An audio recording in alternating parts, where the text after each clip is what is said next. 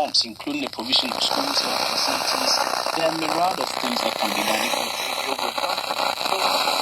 Now, in the context of this documentary, right, one question is clear. The question of whether it was indeed the interest of the children that was paramount or that of the organization in meeting its targets.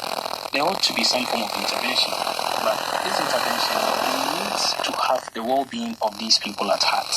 Lots of allegations here. I wonder what IJM has said. IJM has told us that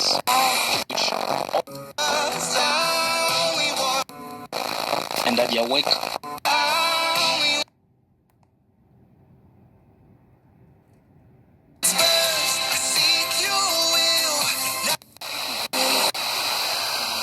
Lighthouse, Sand Island,